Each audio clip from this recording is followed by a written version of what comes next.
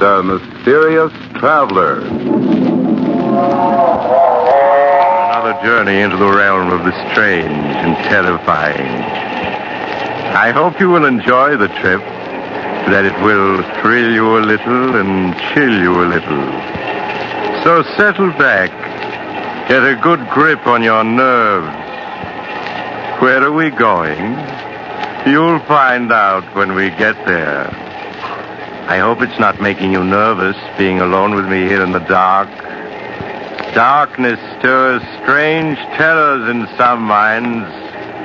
For the things that happen at night are sometimes most upsetting. Things such as cats that vanish or die, as in the tale of the House of Death.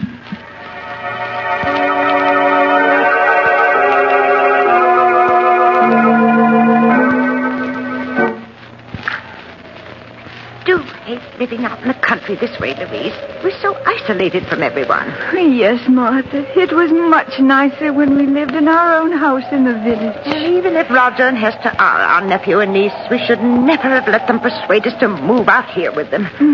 Oh, doesn't that wind ever stop blowing? Oh, Martha, Roger and Hester are coming. I just saw the car turn into the drive. I hope they've brought a maid.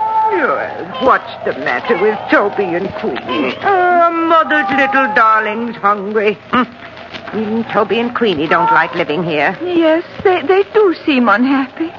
But Toby hasn't been eating well at all. Oh, Louise is very foolish out living here with Roger and Hester. I think we should move back to our house in the village where we can really be happy. Oh, Martha, could we? I see no reason why we can't. So much nonsense about our being invalids and too old to live alone. Hello, Aunt Martha. Aunt Louise? Oh, Roger, were you able to get a maid for us? Oh, I'm sorry about that, Aunt Louise.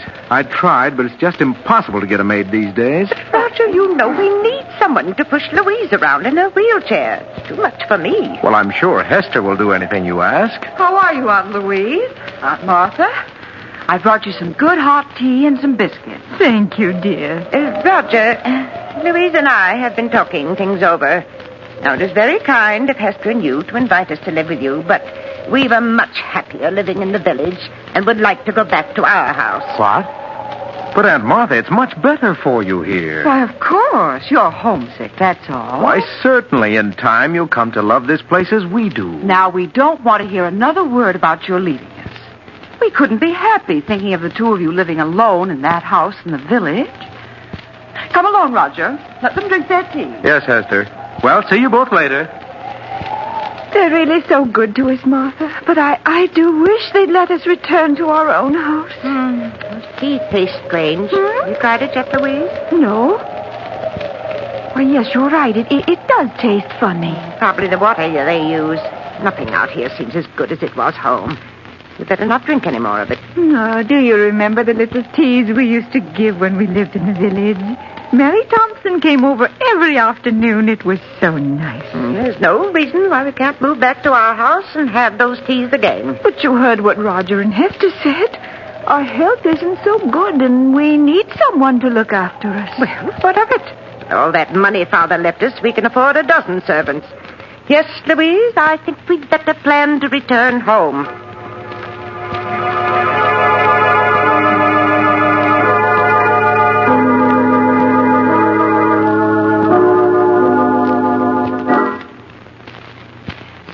The mail car in sight, Louise? No, Martha, not yet. You know, I've been thinking quite a bit these past 24 hours about returning home, and I think we'll leave here in a few days. Oh, Martha, that would be wonderful. Oh, look, here comes George Gibson now with a mail. And that time, too. Yes. How would fat Toby and beautiful Queenie like to go back to their own little home? Oh, Martha, they understand perfectly what you're saying. Look how happy they are. Good they do. Hello, Aunt Martha. Aunt Louise. George Gibson just delivered the Sentinel. Oh, Here you are. Thank you, Roger. We've been waiting all day for it. Oh, that's all right, Aunt Louise. Hester will soon bring you your supper. Now, let's see. Oh, Martha, Let's look at the obituary notices first. That's just what I was turning to, Louise.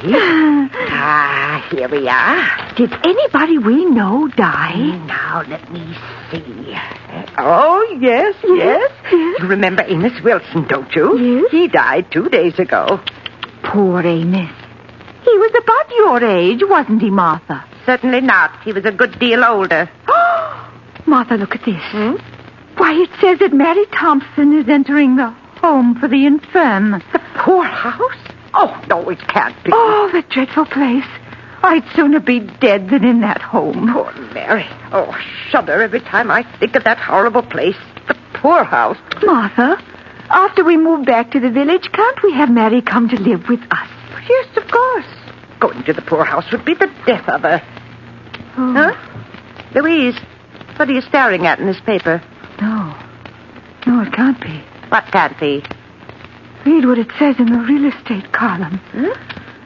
The old Abbott mansion, owned by the Mrs. Martha and Louise Abbott, has been put up for sale by their nephew, Roger Abbott. What?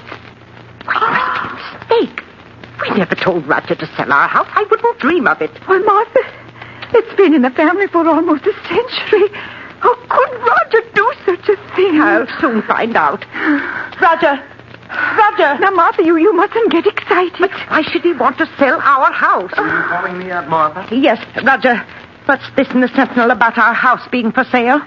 Oh, is it in the Sentinel? Oh, I'm sorry. It is a mistake, isn't it, Roger? No, Aunt Louise. Oh. You see, as co-trustee of Grandfather's estate, I thought it would be a good idea to sell the house.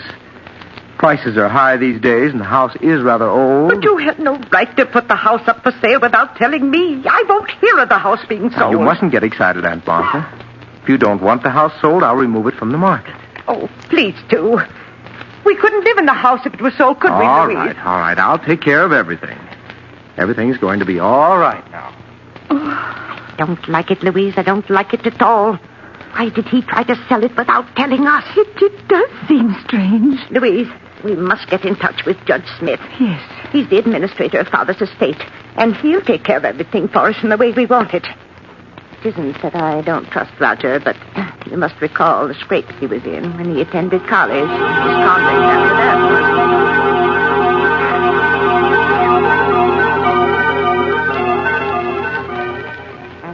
Then there was the matter of that bad check Roger gave. If it hadn't been for his dear father, he would... Someone's coming, Martha. I have your suppers for you. Now, please eat them before they get cold. Yes, Esther. There you are.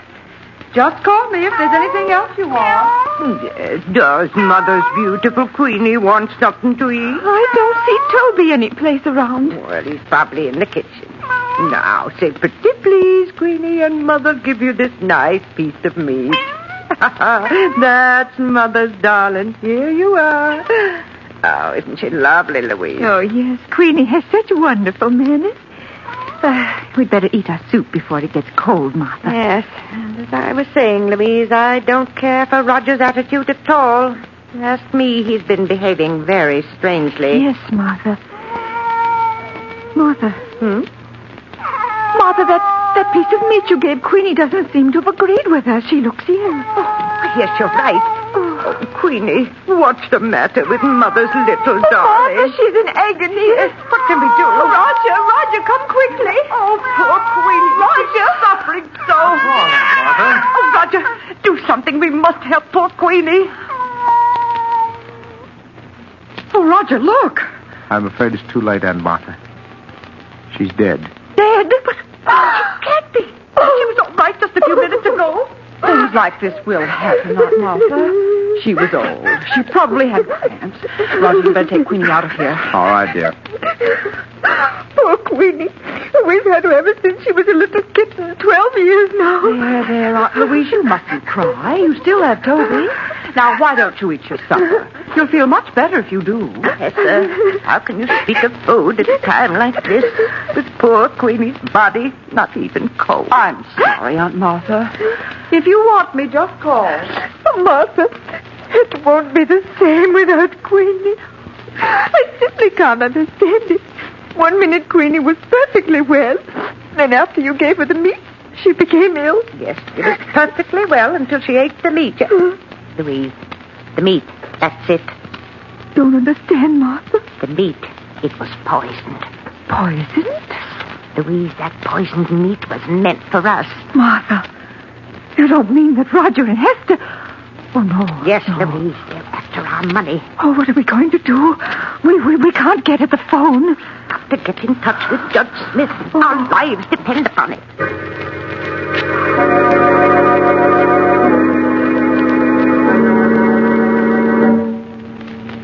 The two old ladies stared at each other, terror in their eyes. The minutes dragged into hours, and each hour was a nightmare, as they waited for the time to come when they could make the one contact between themselves and the outside world. Do you see George Gibson's car yet, Martha? No, Louise, but he should be in sight any minute now. Oh, what if Hester or Roger come home before he gets here? Then we won't be able to talk to him about our message to Judge Smith. Now, Louise, you know Roger isn't due home from work for another hour. Yes, but what about Hester?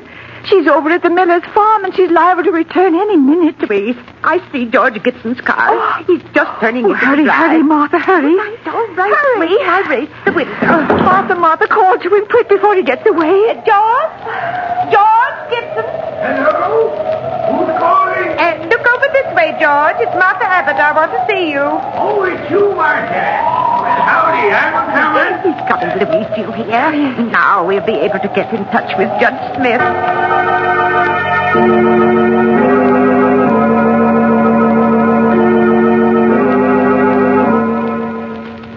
But after George Gibson left the Abbott sisters, he met Hester a half-mile up the road.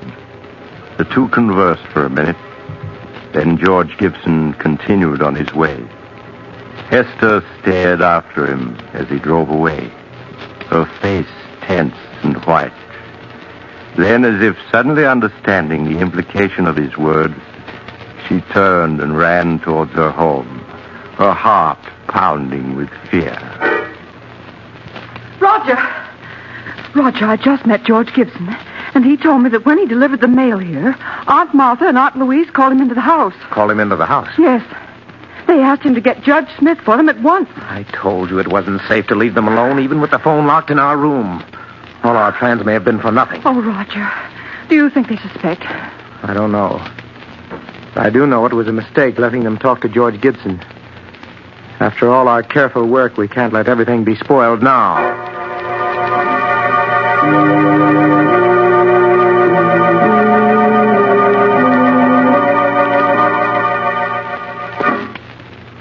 Oh, Martha, these past 24 hours have been endless. Where can George be? He's probably delayed somewhere. Oh, Martha, there. George is coming. He just turned into the drive. I told you he wouldn't fail us. Oh, but Roger and Hester are in the house now. What if they don't let George see us? Nonsense. When George has a message to deliver, he delivers it. Roger's just gone out to get the mail, but... Louise. What is it, Martha? What's wrong? That isn't George Gibson driving the mail car. What? The man driving it's only a youngster.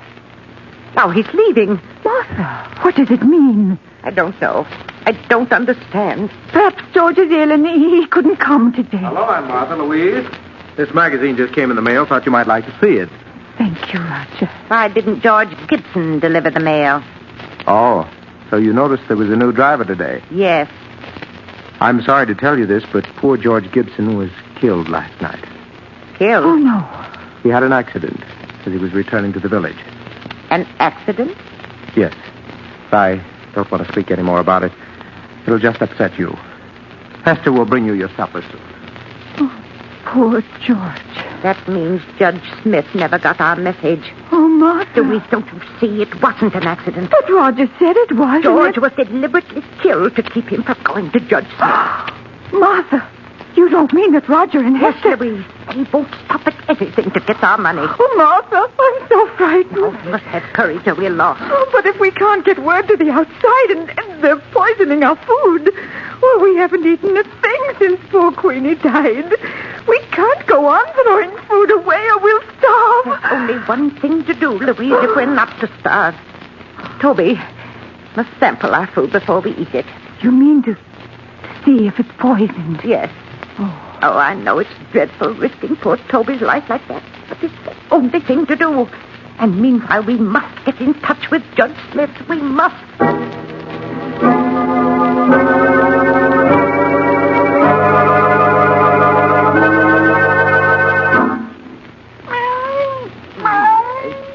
You are, Toby, a nice piece of meat for Mother's little darling. Aunt Martha? Where are you feeding Toby? He gets plenty to eat in the kitchen. Of course. I've always fed Toby from my own plate. He expects it. But, Aunt Martha, if you feed that meat to the cat, there won't be enough for you. Yes. If you're to get well, you need all that food. Now, I don't want you feeding Toby any more of it. Here, Toby. Come along, boy. Come on out to the kitchen while Aunt Martha and Louise eat their supper.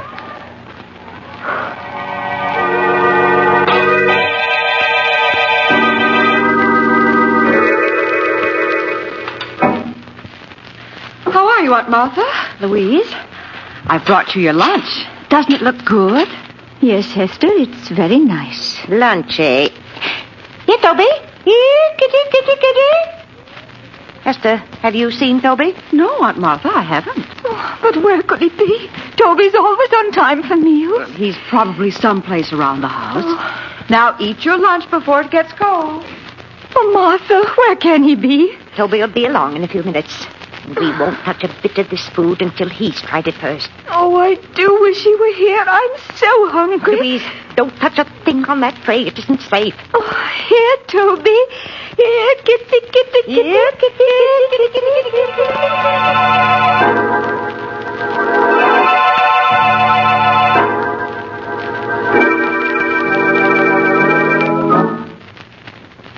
Good evening, Aunt Martha. Louise, how are you? Good evening, Roger.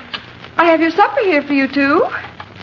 But, Aunt Martha, neither of you ate your lunch. What's wrong? We weren't hungry, Hester. Have you found Toby yet?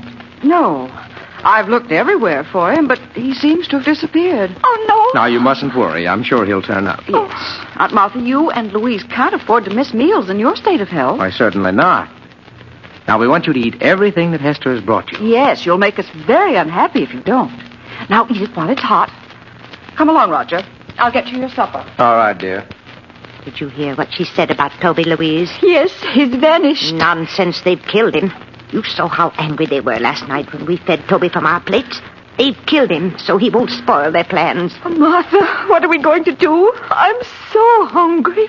Got to get word to Judge Smith before it's too late. But how? Tomorrow, I'm going to go out to the road and try to get to the village. But, Martha, it's 2 miles to the village, and you know you can't walk more than a few yards. You're not strong enough. Louise, with either starvation or poisoning staring us in the face, we haven't any choice. I must try to reach the village.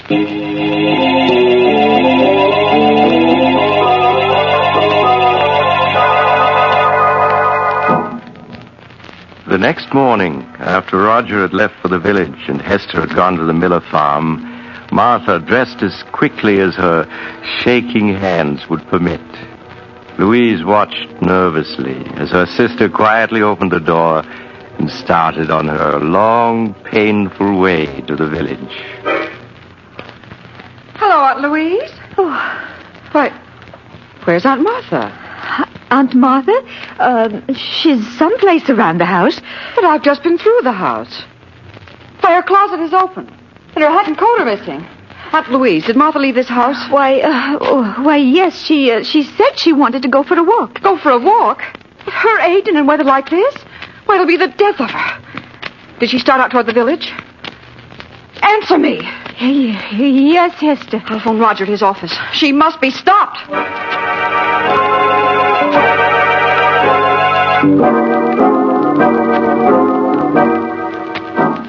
20 minutes later, as Roger drove along the road leading to his home, he saw a small figure in the distance. It was Aunt Martha. There was a weary, painful look on her face as she hobbled towards the village.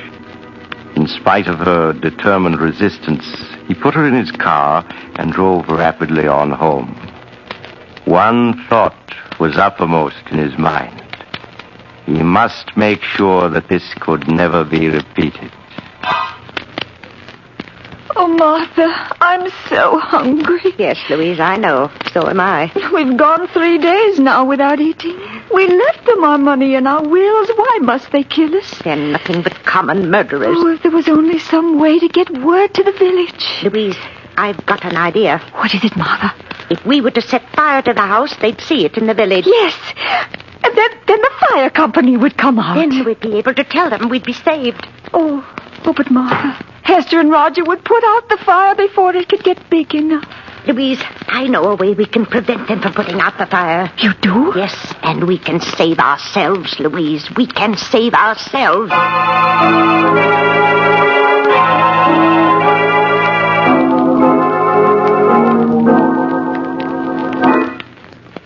Here, Toby.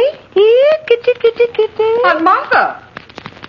Why are you looking down the cellar? You should be in your room. Yes, it's drafty out here in the hall.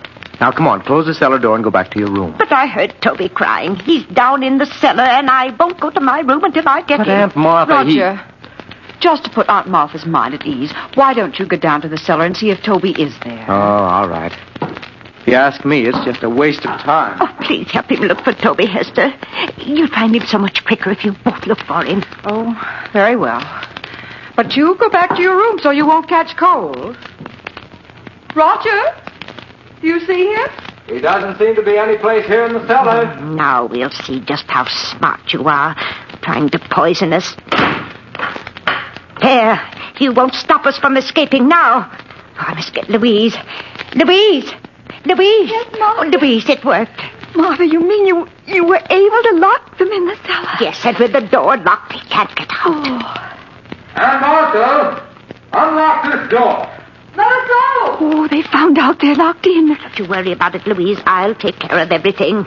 Oh, Martha. Aunt Martha. Martha, what are you doing with that kerosene lamp? I'm pouring the kerosene around the room so that it'll burn better. Oh.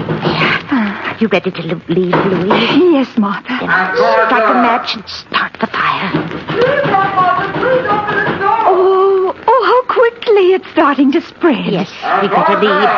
I'll push your wheelchair, Louise, and you try to help by rolling the wheels.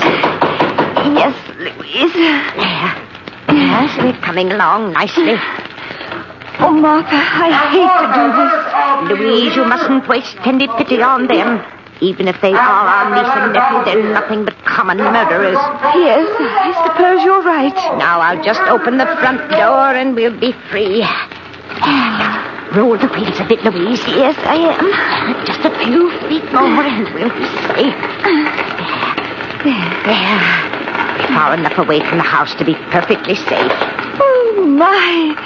The whole house is on fire now. Yes, lovely fire, isn't it? I don't feel cold at all. Oh, do you think they can see it in the village by now, Martha? I'm sure they do. Now, remember, Louise, when the fire company gets here, we don't know what happened to Roger and Hester. We just managed to get out ourselves. Yes, Martha. If we told them what we were forced to do to escape, we'd have to reveal that our own niece and nephew were poisoners, murderers. We don't want to disgrace the family name, Louise. Oh, no, Martha. Of course not. Oh, look, Martha, look. The roof is beginning to go.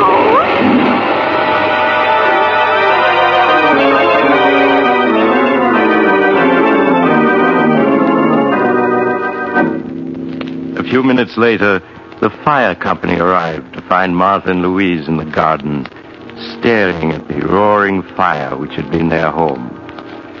It was too late to save the other occupants of the house, so the men were forced to stand by helplessly and watch it burn.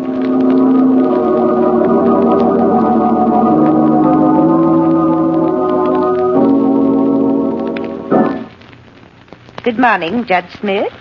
Good morning, Miss Martha, Miss Louise. I trust you're well after that terrible ordeal last night. We're much better, thank you, Judge.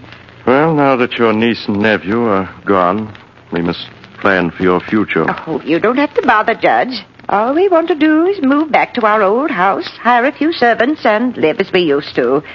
Oh, and I was wondering if you could arrange to have Mary Thompson come live with us. I won't hear of her going to that dreadful home for the infirm. Oh, no, it would be the death of her. Ladies, I'd hoped I'd never have to reveal the truth to you, but now it appears I must. I don't understand, Judge. Last month, the bonds in the trust fund your father left you became utterly worthless. What? Your nephew and niece were afraid the shock of learning you were penniless would kill you. So it was decided to keep the news from you. That's why the three of us persuaded you to move in with them. Your house here in the village had to be sold to meet debts of the estate. But that can't be. Father left us so much. It's all worthless now. Perhaps I should have told you this a month ago. But your niece and nephew wouldn't hear of it. In spite of the fact that they had only Roger's salary to live on, they were determined to prevent you from ever learning of your misfortune. But the deaths of poor Queenie and Toby, of George Gibson. George Gibson? Yes. I'm afraid I don't understand. Surely you heard he was killed a few days ago when a tire on his car blew out and it overturned. You mean he wasn't murdered? Certainly not. Are you feeling well? Has my news been too much for you? No. Well, now that your niece and nephew are gone and there's no one to support you, I'm afraid there's only one thing left. One thing left? What's that? I'm sorry to say, the home for the infirm, the poorhouse.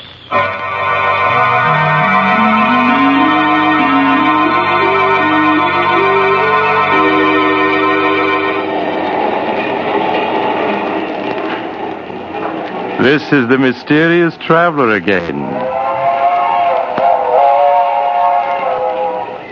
Have you enjoyed our little trip? Too bad about the Abbott sisters. Such nice old ladies. But then, how were they to know that poor Queenie died of cramps, not poison? After all, you can't be too careful, can you? Would you care for a sandwich? They're very delicious. I make them myself. Oh, you're getting off at the next stop. I'm sorry. Perhaps you'll join me again soon. I take this same train every week.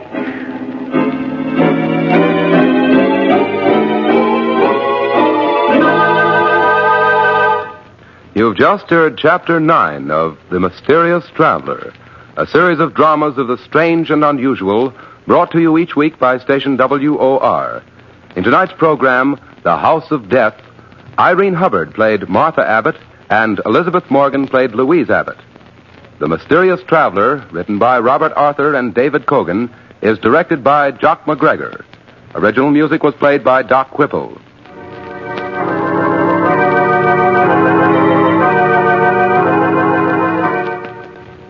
Listen next week to a tale titled The Man Who Knew Too Much. Another Tale of the Mysterious Traveler.